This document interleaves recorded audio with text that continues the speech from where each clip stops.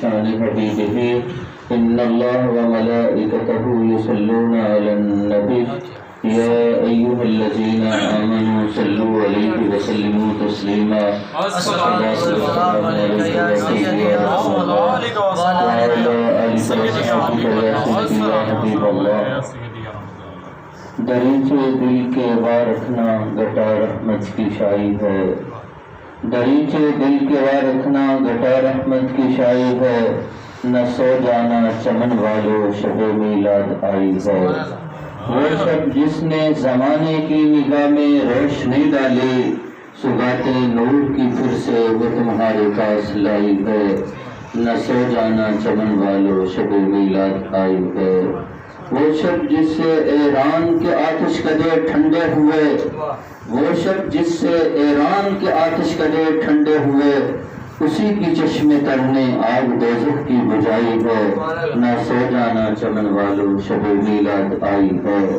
نہ جانے کس کے نغموں نے زمام رس گولا ہے، یہ کس کے کیف سے ایمان کی دنیا جگمگائی ہے۔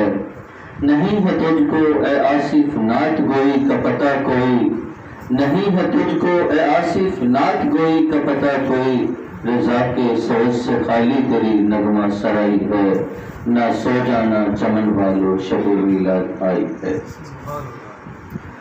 معزز سامعین، قبلہ پیر صاحب نے جو حکم دیا کہ میلاد شریف کی آمد ہے، انشاءاللہ العزیز کل یا اگلے دن یہ ربیع النور ہم کہا کرتے ہیں، تو اس کا آغاز ہو جائے گا۔ تو یہ وہ مہینہ ہے جس میں ہمارے آقا مولا محمد مصطفیٰ صلی اللہ علیہ وسلم جلوگر ہوئے، اور یہ ایسی ہستی ہیں کہ جن کے لیے اللہ تعالیٰ نے یہ ساری کائنات کو حسین و جمیل بنایا۔ اگر آپ نہ ہوتے تو کائنات میں کچھ بھی نہ ہوتا۔ امام اہل سنت اس لیے فرماتے ہیں وہ جو نہ تھے تو کچھ نہ تھا، وہ جو نہ ہو تو کچھ نہ ہو، وہ جان ہے جہان، وہ جان ہے جہان کی، جان ہے تو جہان ہے۔ جب حضور نہیں تھے کچھ نہیں تھا سوائے اللہ کے، اور جب آپ اگر نہ ہو، آپ کا وجود اب بھی نہ ہو، کائنات میں کچھ نہ رہے، سب فنا ہو جائے۔ اقبال نے بھی یہی کہا، ہونا یہ پھول، ہونا یہ پھول تو بلبل کا ترنم بھی نہ ہو، چمن دہر میں کلیوں کا تبسم بھی نہ ہو، یہ نہ ہو ساقی تو پھر مہک بھی نہ ہو، خم بھی نہ ہو، بزم توحید بھی دنیا میں نہ ہو، تم بھی نہ ہو، خیمہ افلاک کا ایستادہ اسی نام سے ہے، نبض ہستی تپش امادہ اسی نام سے ہے۔ کہ آج بھی اگر محمد مصطفیٰ صلی اللہ علیہ وسلم کی ذات اقدس کا وجود نہ ہو تو کائنات میں تمہیں کوئی ایسی مجلس نظر نہ آئے جس میں اللہ کو لوگ ایک ماننے والے ہوں، یا اللہ کی توحید کا ڈنکا بج رہا ہے تو محمد مصطفیٰ کے نام سے۔ بے شک، اور یہ آسمان کی چھت ہمارے سروں پر جو بغیر ستونوں کے قائم و دائم ہے، انہی کی وجہ سے یہ کائنات میں جتنے بھی یہ باغ لہلہا رہے ہیں اور ان میں پرندے چہک رہے ہیں، تو یہ سب کچھ کائنات کی ساری رنگینیاں محمد مصطفیٰ کی وجہ سے۔ اگر وہ نہ ہو تو کچھ نہ ہو۔ بمصطفیٰ برساں خشرا کے دین ہماؤں، اگر باؤں نہ رسیدی تمام بلقبیز، اپنے آپ کو محمد مصطفیٰ تک پہنچا دے کہ سارے کا سارا دین وہی ہے، اگر تو ان تک نہ پہنچ سکا تو ابو لہب ہے۔ تو جب ایک ایسی ہستی کہ جن کے ساتھ سب کچھ جڑا ہوا ہے وہ کائنات میں جلوہ گر ہوں، تو ان کی آمد پر خوشی نہ منانا یہ بہت بڑی بدبختی کی دلیل۔ اب قرآن پاک سے کہ جب اللہ کی نعمت ملے تو خوشی منانی چاہیے یا نہیں؟ اور لوگ کہتے ہیں عیدیں تو دو ہوتی ہیں، انہوں نے تیسری عید کہاں سے نکالی؟ آئیے قرآن سے ثابت کرتے ہیں۔ اللہ تعالیٰ قرآن پاک میں خود ارشاد فرماتا ہے، اللہم ربنا انزل علینا مائدۃ من السماء تکون لنا عیدا لاولنا وآخرنا وآیۃ منک وارزقنا وانت خیر الرازقین۔ کہ اللہ اے ہمارے رب تو آسمان سے ایک دسترخوان نازل فرما دے اور ہمارے لیے، تو پھر اس کو کیا بنا دے؟ تکون لنا عیدا لاولنا وآخرنا، وہ دسترخوان جس دن ہم پر آسمان سے پکا پکایا کھانا نازل ہو، وہ اتنی خوشی والا دن ہوگا کہ ہمارے پہلوں کے لیے بھی، بعد والوں کے لیے بھی وہ عید کا دن ہوگا۔ جس دن کسی قوم کو پکا پکایا کھانا ملے، ٹھیک ہے، تو ان کے لیے، وہ پہلے لوگوں کے لیے بھی، بعد والے لوگوں کے لیے بھی عید کا دن بن جائے، تو جس ہستی کی وجہ سے سارے انبیاء کو نبوت ملے، تو جب وہ جلوہ گر ہوں تو وہ دن کیوں نہ ہوگا خوشی کا دن، عید کا دن۔ اور اسی طرح قرآن پاک میں اللہ تعالیٰ نے ارشاد فرمایا کہ لئن شکرتم لازیدنکم، اگر تم میری نعمت کا شکر ادا کرو گے تو میں اپنی نعمتوں کو تم پر اور زیادہ کر دوں گا۔ واشکروا نعمت اللہ ان کنتم ایاہ تعبدون، یہ قرآن کی آیات پڑھ رہا ہوں، پہلے حدیث بعد میں پڑھوں گا، کہ تم اللہ کی نعمتوں کا شکر ادا کرو اگر تم اس کی عبادت کرتے ہو۔ اور اللہ تعالیٰ نے ہم پر نعمتیں نازل فرمائیں، بڑی نعمتیں نازل فرمائیں۔ کسی نعمت پر اللہ نے یہ نہیں کہا ہے مومنو تم پر میرا احسان ہے، میں نے یہ تمہیں نعمت دی، میں نے تمہیں یہ نعمت دی، میرا احسان ہے۔ ایک نعمت عظمیٰ ہے، وہ نعمت عظمیٰ محمد مصطفیٰ کی ذات اقدس ہے، سب سے بڑی نعمتوں میں سب سے بڑی نعمت، کیونکہ ساری نعمتیں بنی ان کے صدقہ سے۔ اور آج بھی کوئی ان کے در اقدس میں چلا جاتا ہے نا، تو جو مانگتا ہے وہ دیتے ہیں۔ ایک نہیں کا لفظ ہے جو آپ کے در سے کسی نے سنا نہیں ہے۔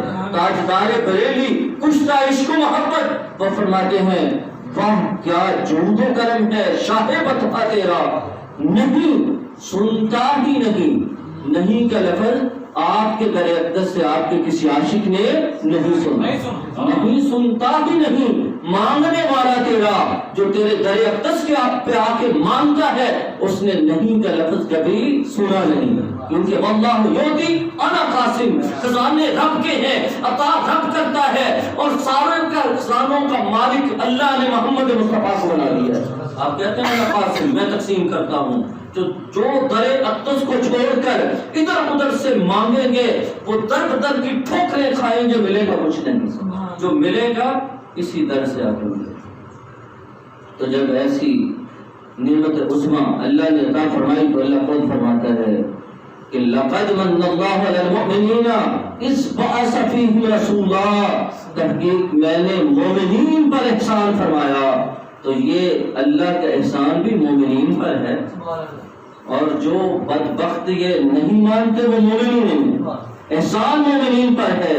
اور جب ایسی نعمت اللہ عطا فرمائے جس نعمت کے دینے پر اللہ احسان جتلائے کہ تم پر میرا احسان ہے، میں نے اتنی بڑی نعمت تمہیں دے دی ہے، تو جب چھوٹی سی نعمت پر خوشی منانا اللہ حکم دے رہا ہے، تو جب سب سے بڑی نعمت ہمیں ملے تو پھر خوشی کیوں نہ منائیں؟ اللہ فرمائے وما ارسلناک الا رحمۃ للعالمین، محبوب ہم نے آپ کو سارے جہانوں کے لیے رحمت بنا کے بھیجا ہے۔ انسانیت بھٹکی ہوئی تھی، لوگ بلک رہے تھے، آہو فغاں عرش الہی تک پہنچ رہی تھی، زندہ بچیوں کو دفن کیا جا رہا تھا، اور یہ رب نے اس کائنات پر رحم فرمایا، اپنے آخری نبی محمد مصطفیٰ صلی اللہ علیہ وسلم کو جلوہ گر کر دیا، جنہیں بنایا سب سے پہلے تھا۔ سارے انبیاء کو نبوت محمد مصطفیٰ کے طفیل دی گئی تھی۔ اور حضرت ابراہیم علیہ السلام جب آگ میں جاتے ہیں تو یہ آگ گلزار ایسے نہیں بنی تھی، اس حضرت ابراہیم علیہ السلام کی پشت میں نور محمد تھا، اس نور محمد کی وجہ سے اللہ نے اس آگ کو گلزار بنا دیا تھا۔ تو سارے کے سارے انبیاء جو تھے وہ آپ سے فیض یاب ہوتے رہے، اور خود آپ سے پوچھا گیا متا وجبت لک النبوت، کب آپ کو نبوت عطا کی گئی؟ آج بڑے بڑے لوگ بھٹکے ہوئے ہیں، کوئی کہتا 40 سال کے بعد نبوت ملی، کوئی کہتا آج میرے وہاں میں نہیں تھے، بھٹک کے علم کا حیضہ بھی ہو جاتا ہے۔ اور جب تک بندہ کسی اللہ کے ولی کے دامن کے ساتھ وابستہ نہیں ہوتا تو علم گمراہ کر دیتا ہے۔ اللہ کے ولی ہوتے ہیں جو ایمان کی حفاظت کرتے ہیں، جو بندے کو راہ حق پر قائم رکھتے ہیں، اور جس کا تعلق کسی اللہ والے سے نہیں ہوتا وہ علم پر غرور کرتا ہے تو تباہ ہو جاتا ہے۔ تو آپ سے پوچھا گیا بتا وجبت لک النبوت، میں کنت نبی و آدم بین الطین والماء، میں تو اس وقت کی نبی تھا جب آدم علیہ السلام ابھی مٹی اور پانی کے درمیان تھے. ایک وقت کنت نبی و آدم بین الماء والطین، اور دوسری روایت میں بین الروح والجسد، ابھی وہ روح اور جسد کے درمیان تھے. پتلا تیار کیا گیا تھا، روح نہیں پھونکی گئی تھی، میں اس وقت بھی نبی تھا. سبحان اللہ. تو اللہ نے بنایا سب سے پہلے تھا، کائنات انہی کے تفیل بنائی گئی اور کائنات کو سجایا گیا انہی کے لیے. فرشتوں نے اعتراض کیا جب آدم علیہ السلام کو پیدا کیا گیا تو اللہ نے کہا، مشورہ کیا کہ میں اپنا ایک نائب بنانے والا ہوں. تو انہوں نے آگے سے کہا قالوا اتجعل فیہا من یفسد فیہا ویسفک الدماء، اے اللہ کیا تو بنائے گا؟ دیکھ رہے تھے پانی، ہوا، مٹی، آگ، یہ سارے مختلف اجزاء جمع کیے جا رہے ہیں، تو ساری ان کی کیفیتوں میں اختلاف ہے. پانی آگ یہ اکٹھے نہیں ہو سکتے، آگ کو پانی بجا دیتا ہے، ہوا سب پہ حاوی ہو جاتی ہے، پانی کو بھی اٹھا کے لے جاتی ہے اور آگ کو بھی ادھر ادھر کر دیتی ہے. مٹی، یہ ذرات، تو یہ اختلاف ہے طبیعتوں میں. انہوں نے کہا کہ یہ تو زمین میں فساد برپا کرے گا، خون ریزیاں کرے گا. تو اللہ نسبح بحمدک ونقدس لک، ہم تیری تسبیح بیان کرتے ہیں، تیری خوبیاں بیان کرتے ہیں، تو وہ انسان کو کیوں بنانے لگا ہے؟ اللہ نے فرمایا انی اعلم ما لا تعلمون، میں جانتا ہوں جو تم نہیں جانتے. تو کیا تھا وہ جو اللہ جانتا تھا فرشتے نہیں جانتے تھے؟ مفسرین کرام نے لکھا کہ انسان آج کر تو رہا ہے ایسا، خون کی ندیاں تو بہہ رہی ہیں، فسادات تو ہو رہے ہیں، ایک دوسرے کو انسان قتل کر رہا ہے، ایک دوسرے کے ملکوں پر حملے تو ہو رہے ہیں. فرشتوں نے لگتا ہے سچ کہا تھا، لیکن حکمت کیا تھی؟ انی اعلم ما لا تعلمون، اللہ نے فرمایا تھا کہ میں جانتا ہوں جو تم نہیں جانتے. فرشتے ٹھیک کہہ رہے تھے، لیکن اللہ تعالیٰ کا مطلع نظر ایک ذات، ایک وجود، وہ محمد مصطفیٰ کا وجود تھا. تو اللہ نے فرمایا کہ میرا مقصد کائنات کو بنانے کا اس محبوب کو ظاہر کرنا ہے، اس کی شان اور عظمت کو لوگوں میں ظاہر کرنا ہے. وہ ذات ایسی ہوگی اس میں کوئی عیب نہیں ہوگا، وہ سارے عیبوں سے مبرہ ہوگی. اس ایک ذات کے لیے میں باقی سارے لوگوں کا فساد برپا کرنا برداشت کروں گا، لیکن اس کو میں بنا کے رہوں. یہ اور اس ذات اقدس سے کوئی بھی ایسا عیب سمجھ نہیں. اللہ نے منزہ رکھا، پاک رکھا، طیب و طاہر رکھا. تو جب ایسی ہستی کائنات میں تشریف لائے تو ہم اس کو عید کے طور پر منائیں، اور یہ صیغہ امر ہے اور واجب ہے، اور واجب فرض کے درجہ میں ہوتا ہے. اللہ فرماتا ہے قل بفضل اللہ وبرحمتہ فبذلک فلیفرحوا، یفرحوا صیغہ امر ہے. اور اللہ نے حکم دیا کہ جب تم پر اللہ کا فضل، اس کی رحمت ہو تو اس پر تمہیں چاہیے کہ خوشی مناؤ. هو خیر مما یجمعون، اس سارے مال سے جمع کیے ہوئے سے بہتر ہے جو تم جمع کر کے رکھتے ہو. تو اللہ تعالیٰ نے فضل اور رحمت پر خوشی منانے کا حکم دیا. اور امر للوجوب عربی کا قاعدہ ہے کہ امر وجوب کے لیے ہوتا ہے، اور ہمارے آقا تو کائنات میں سب سے بڑی رحمت ہے. وما ارسلناک الا رحمۃ للعالمین. اب لوگ کہتے ہیں تم مناتے ہو، بتاؤ صحابہ نے منائی، نبیوں نے منائی، کس نے منائی خوشی؟ ہم کہتے ہیں ہمارے آقا محمد مصطفیٰ نے اپنے میلاد کی خوشی منائی. آپ پیر کے دن کا روزہ رکھا کرتے تھے. صحابہ نے پوچھا یا رسول اللہ پیر کے دن روزہ کیوں رکھتے ہو؟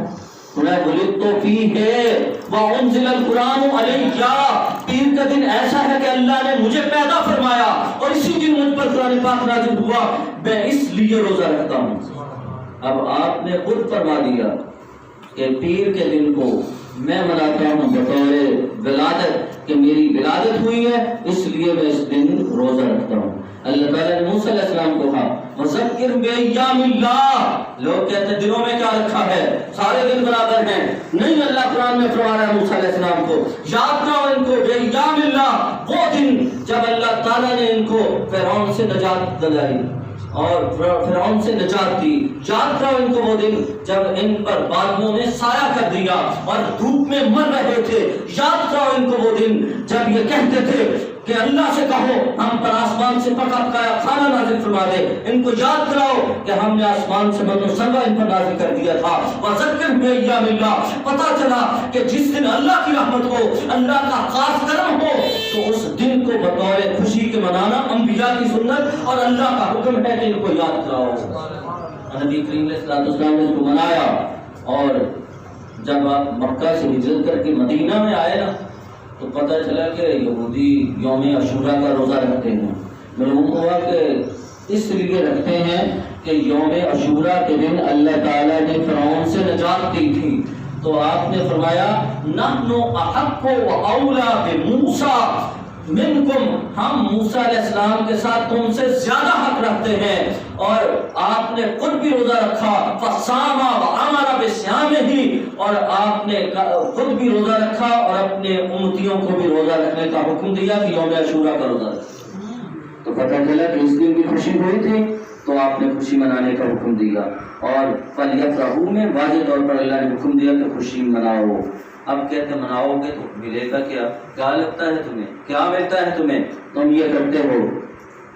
بخاری شریف کی حدیث ہے، نبی کریم علیہ السلام کی جب ولادت باسعادت ہوئی تو آپ کے چچا ابو لہب جو ایمان نہیں لائے، کفر پر ان کا خاتمہ ہوا. اور قرآن پاک میں ان کی مذمت میں پوری سورت نازل ہوئی، سورۃ اللہب، تبت یدا ابی لہب وتب، یہ الی آخر کی. اور اس کی مذمت میں اللہ نے کہا کہ ٹوٹ جائے ابو لہب کے دونوں ہاتھ، جو نبی کریم علیہ السلام کے بارے میں بولتا ہے.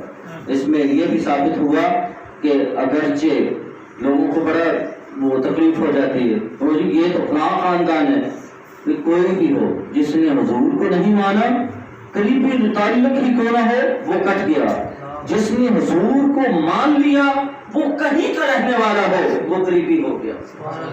اور اللہ نے قرآن میں کہا تبت یدا ابی لہب وتب. تو آپ کے دوسرے چچا حضرت عباس کو ان کے وصال کے بعد خواب میں ابو لہب سے ملاقات ہوئی. پوچھا کہ کیا حال ہے؟ کہنے لگے بڑا ہی عذاب ہے، بڑی پریشانی ہے، لیکن ایک کام میں نے کیا تھا، وہ یہ تھا کہ جب نبی پاک کی ولادت ہوئی تھی تو میری لونڈی صہیبہ نے مجھے آ کر یہ خبر دی تھی کہ اللہ نے آپ کے فوت شدہ بھائی کے گھر میں بیٹا عطا فرمایا ہے. تو میں نے کہا تھا کہ اگر تو سچ کہتی ہے تو تم عذاب ہے. نبی سمجھ کر خوشی نہیں منائی تھی، صرف بھتیجا سمجھ کر خوشی منائی تھی. تو انہوں نے کہا اس کی وجہ سے جب پیر کا دن آتا ہے مجھ پر عذاب میں بھی تخفیف ہو جاتی ہے. جس انگلی سے میں نے اپنی لونڈی کو آزاد کیا تھا اس سے مجھے پانی میسر ہوتا ہے اور میری پیاس جو ہے اس کی شدت میں کمی آ جاتی ہے. اور تمام محدثین نے یہ حدیث بیان کرنے کے بعد لکھا ہے اگر کافر ہو کر نبی پاک کی ولادت کی خوشی مناتا ہے، نبی سمجھ کر نہیں، رشتہ داری میں بھتیجا سمجھ کر، اللہ تعالیٰ اس کو بھی نواز دیتا ہے. تو جو خدا کی قسم ایک مومن موحد نبی پاک سے محبت کرنے والا اس وجہ سے خوشی منائے گا کہ ہمارے آقا کی آمد کا دن ہے، تو اللہ تعالیٰ اپنے فضل و کرم سے اسے جنت عطا فرمائے. رانا یوسف بن اسماعیل نبہانی اپنی کتاب جواہر البحار میں لکھتے ہیں کہ اللہ تعالیٰ اس پر اپنی خاص رحمت نازل فرمائے گا جو میلاد شریف کے مہینہ میں اس کی راتوں میں نبی پاک کی ولادت کی خوشی منائے گا. سبحان اللہ. اور شاہ عبدالحق محدث دہلوی رحمۃ اللہ تعالی علیہ بر صغیر میں وہ محدث ہیں جنہوں نے سب سے پہلے حدیث پڑھائی اور خود نہیں پڑھائی. مدینہ طیبہ میں رہتے تھے، نبی کریم علیہ السلام نے حکم دیا میرے غلام دہلی میں چلے جاؤ، بر صغیر میں تمہاری ہوتا وہاں پر حدیث پڑھاؤ. کہتے ہیں کہ میں پریشان ہوا تو حضور خواب میں تشریف لائے. تمہارا کیوں پریشان ہو؟ کہنے لگا کہ یا رسول اللہ آنکھوں کے سامنے گنبد خضرا ہوتا ہے، ہم کتنے تڑپتے ہیں، تو شاک ہے کہ اللہ ہمیں وہاں پر لے جائے، روضہ اقدس کی زیارت کروا دے، وہاں پر جانے کا شرف حاصل ہو جائے. تو انہوں نے کہا دل نہیں چاہتا چھوڑ کر جاؤں، جدائی ہوگی، سامنے گنبد خضرا ہوتا ہے، روضہ اقدس آپ کا سامنے ہوتا ہے. میں کہہ رہا ہوں چلے جاؤ، یہاں پر روزہ سامنے ہوتا ہے، جب تم دہلی میں جا کے ڈیرا لگاؤ گے، لوگوں کو میری حدیثیں پڑھاؤ گے تو روزے والا تمہارے سامنے آ جائے گا۔ آواز دیتے ہیں جس کو چاہتے ہیں۔ عالم بیداری میں اللہ کے نبی اپنی زیارت کروا دیتے ہیں اپنے خاص عشاق کو، تو وہ کہتے ہیں مجھے زندگی میں جتنے کام میں نے کیے ہیں کسی کام پر کوئی بھروسہ نہیں ہے میری بخشش ہوگی۔ ایک کام جب 12 ربیع الاول کا دن ہوتا تھا، میں محفل میلاد کرواتا تھا، اس میں کھڑے ہو کر اپنے آقا محمد مصطفیٰ صلی اللہ علیہ وسلم کی ذات اقدس پر صلاۃ و سلام کا نذرانہ پیش کرتا تھا۔ خدا کی قسم مجھے امید ہے تو اس عمل پر ہے کہ اس کی وجہ سے میری بخشش ہوگی۔ پتہ چلا میلاد منانے سے بخشش کا سبب بن جاتا ہے۔ اس لیے ہم کہتے ہیں کہ نبی کے ذکر کی محفل منانا ہم نہ چھوڑیں گے، نعرہ یا رسول اللہ لگانا ہم نہ چھوڑیں گے، نبی کے ذکر کی محفل منانا ہم نہ چھوڑیں گے، نعرہ یا رسول اللہ لگانا ہم نہ چھوڑیں گے۔ اگر کہو تو چھوڑ دیں گے دنیا کی سب محفلیں، اگر کہو تو چھوڑ دیں گے دنیا کی سب محفلیں، مگر نبی کے میلاد کی محفل منانا ہم نہ چھوڑیں گے۔ صبح ہوندا رہے گا، شام ہوندا رہے گا، سونے تے درود تے سلام ہوندا رہے گا، نویں نویں شاعر تے ادیب پیدا ہون گے، نواں نواں نعتیہ کلام ہوندا رہے گا۔ جڑے سانو روک دے نے آقا دے میلاد تو، جڑے سانو روک دے نے آقا دے میلاد تو، انہاں دا سکون بھی حرام ہوندا رہے گا۔ اجمل انہاں عاشقاں نے روکیا نہیں رکنا، اجمل انہاں عاشقاں نے روکیا نہیں رکنا، سونے دا میلاد سرے عام ہوندا۔ کیا بات ہے دیکھا پھر واجب ہو گیا، اللہ کا حکم ہے خوشی مناؤ، تو فرض کیوں نہیں ہو گیا؟ فرض واجب کے درجہ میں درجہ برابر ہو۔ چلو ماشاء اللہ، اگلا ٹاپک چاہ رہے ہیں اگلی باری نا زیادہ ایک بندہ آج کی کوئی انہوں نے تقریب تیار کی تھی اس کا مدد ٹھیک کسی پر پاس کر رہا ہے فیل کر رہا ہے جو مرضی کر رہا ہے۔ اچھا اگلی بار بندہ تک تیار تھی لیکن کسی لمبی تقریب زبردست کر دی، ہمت نہیں پڑی، میں روشن کی مصطفیٰ جانے رحمت پیدا ہو، سلام شمع وزنے ہدایت پیدا ہو، سلام سہانے گھڑے چمکتے